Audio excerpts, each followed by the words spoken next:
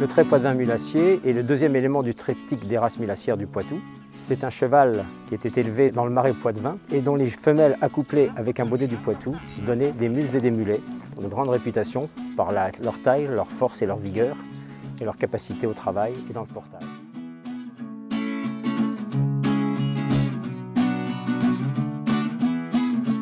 On est en Charente-Maritime, en Poitou-Charentes, ex-Poitou-Charentes, Nouvelle-Aquitaine. Ici, on est dans le plein berceau du trait poitevin, parce que le trait poitevin, donc les berceaux de race, c'est le Poitou-Charentes, l'ex-Poitou-Charentes. La couleur du trait poitevin, ça se décline en un petit peu toutes les couleurs. La couleur historique, c'est l'Isabelle. Donc là, on est en plein cœur du marais poitevin, on est à côté de Maran, en Charente-Maritime, où il y avait autrefois beaucoup d'élevage de trait poitevin, avec quelques gens historiques, entre autres M. Bosset qui habitait à Maran. Donc le trait poitevin est en déclin depuis une vingtaine d'années. Aujourd'hui, on fait à peu près 50 naissances l'année en race pure. Il reste 5-6 gros éleveurs qui font naître des poulains, après des particuliers qui font aussi naître. L'association a racheté les étalons qui étaient aux ex-haras nationaux. Donc on a un potentiel d'étalons d'une dizaine d'étalons qui appartiennent à la race, à l'association, et qu'on met à disposition chez des éleveurs où on fait une location.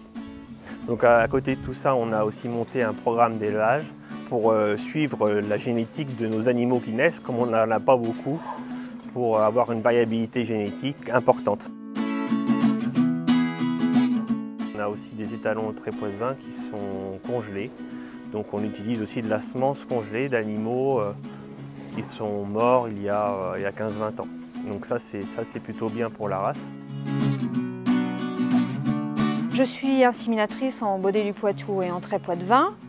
L'objectif de l'insémination, donc j'ai 3 étalons en bonnet du Poitou et après j'insémine en trait poitevin en congelé uniquement. Tous les matins donc je récolte mes bodets, j'insémine sur place, c'est-à-dire j'ai un centre d'insémination.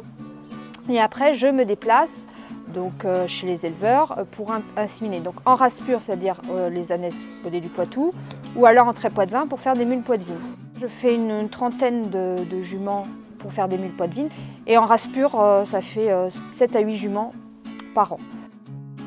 En ânesse, pour faire en race pure, par contre au bonnet du Poitou, j'en fais une cinquantaine par an. Puis il y a des étalonniers un petit peu sur tous les départements, donc, ce qui permet de faire assez large et d'offrir aux éleveurs un panel de génétique important. En fait. On fait toujours quand même quelques mules poitevines. On fait naître une vingtaine de mules poitevines l'année, qui sont faites essentiellement sur des jeunes pouliches de 2 ans ou des pouliches de 3 ans, des primipares. Et après, aussi quelques gros juments font quelques mulets chez certains qui ne veulent pas faire de poulain. Donc moi je suis éleveur de trait poitevin depuis que je suis installé. Il y en a toujours eu dans la ferme déjà. Mon père avant moi faisait ça aussi, était éleveur. Et moi aujourd'hui j'ai 4 juments à la reproduction. Donc voilà, j'essaie de faire naître des poulains pour essayer de les vendre à leur production ou après loisir, attelage. Voilà. Et en plus j'achète des fois quelques jeunes mâles que j'élève et que je vends aussi pour l'attelage ou la reproduction. Donc je suis prestataire en traction animale avec des traits poitevins uniquement. Donc une race qui est méconnue dans le travail, plus connue pour la production de mules poitevines. Donc Sando est un hongre de 11 ans qui travaille avec moi depuis 7 ans, que j'ai eu à 6 mois. On entretient donc avec son frère également qui a 9 ans, 12 hectares, à peu près 12 hectares de vignes dans l'Anjou. Donc chez des viticulteurs qui sont principalement en biodynamie. Et on effectue à peu près 5 heures de travail journalier parce que ce sont des terrains qui sont très lourds, en coteaux, des verts.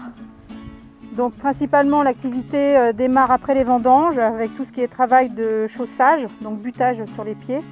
Et au printemps, on déchausse ce qu'on a fait en hiver et on remet à plat. Donc comme nous ne sommes pas dans un berceau de race, nous avions le choix de choisir un percheron, un cob ou un breton. Et notre choix s'est fait sur les traits poitevin mulassiers, sachant déjà que c'est une race menacée. Et en plus, par rapport à l'utilisation qu'on en a, on fait également de l'attelage. On les trouve très élégants et il est vrai que ce sont de bons chevaux de trait, même dans le travail.